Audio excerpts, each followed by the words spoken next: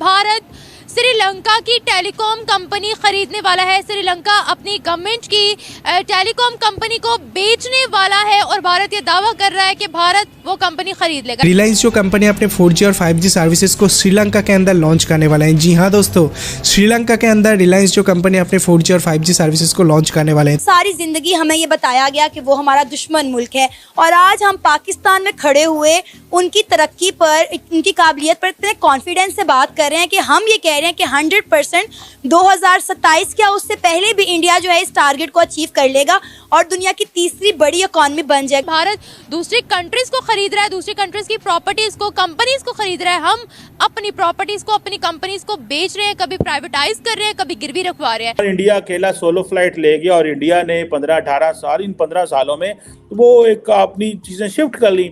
हम पिछले 15 सालों में, 18 सालों में स्वाय हाथ फैलाने के कुछ नहीं कर सके। काफी शर्मिंदगी की बात है हमारे लिए कि इंडिया के बड़े बड़े बिजनेस टाइकॉन्स, उनकी इंडस्ट्रीज पाकिस्तानी इकोनॉमी को टक्कर दे रही हैं बैठ के। इंडिया में इस समय India stands number 2 in the world who is having the highest number of largest number of road networks. Number ने भी अमेरिकन ब्रांड्स से उनको ये कहा, भाई आप चाइना से निकलो, जिसको वो कभी डी रिस्क कहते हैं, कभी वो डी कपल कहते हैं, लेकिन उन्होंने एक लार्जर पिक्चर खींच दी है अमेरिकन बिजनेस कम्युनिटी के लिए कि आप की जो इन्वेस्टमेंट है वो चाइना के अंदर सिक्योर नहीं है।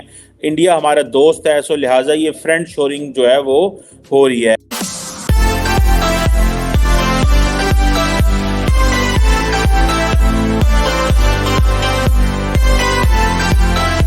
नमस्कार दोस्तों रिसेंटली हमारी भारतीय कंपनी जियो की तरफ से एक बड़े ऐलान आई है जिसमें कहा गया है कि अब जियो श्रीलंका में एक टेलीकॉम कंपनी को ख़रीदने जा रहा है जिसे जियो की मेजर एस होगी और जियो अपना नेटवर्क प्रोवाइड करने जा रहा है श्रीलंका में। दोस्तों, ये खबर हम भारतीयों के लिए बहुत ही गर्व की बात है क्योंकि ऐसा पहली बार हो रहा है किसी भारतीय कंपनी को नेटवर्क श्रीलंका में इस्तेमाल किया जाएगा।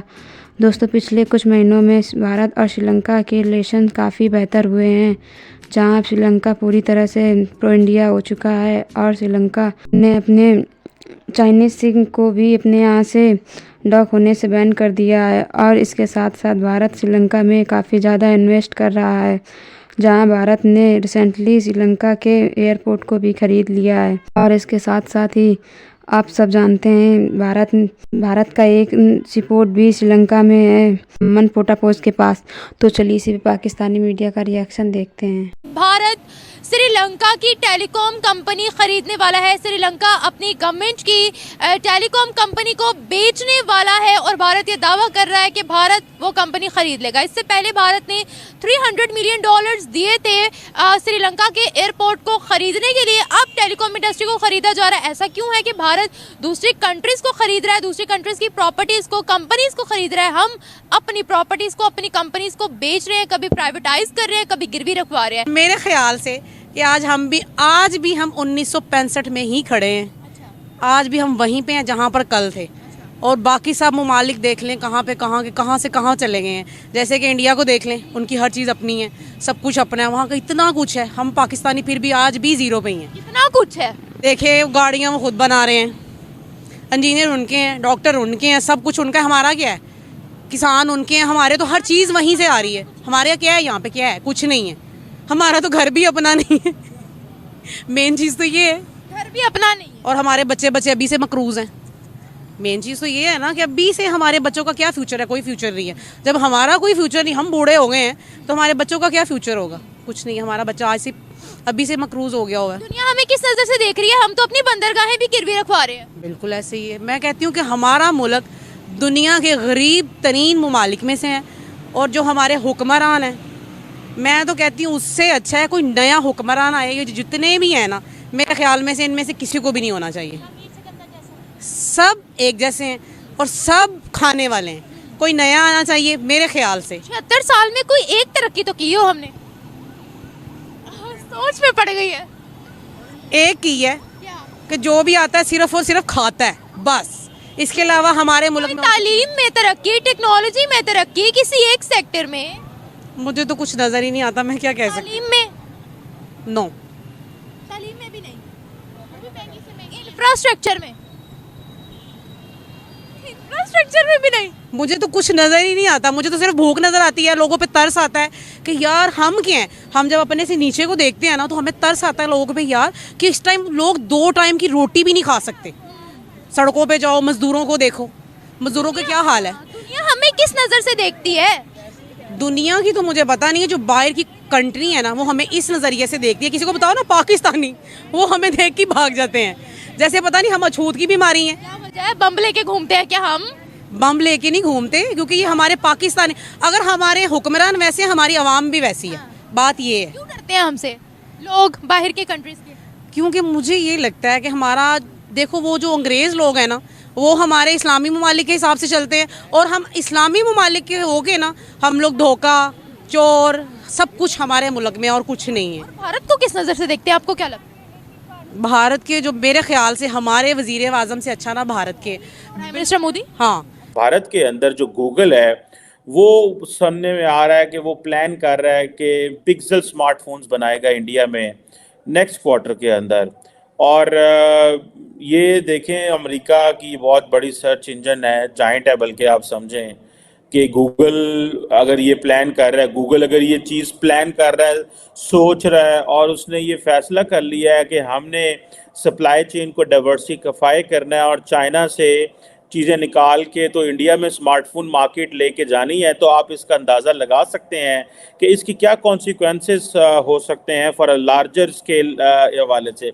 दुनिया में आपको पता है कि फ्रेंड शोरिंग हो रही है, दुनिया में रीशोरिंग हो रही है, नियर शोरिंग हो रही है।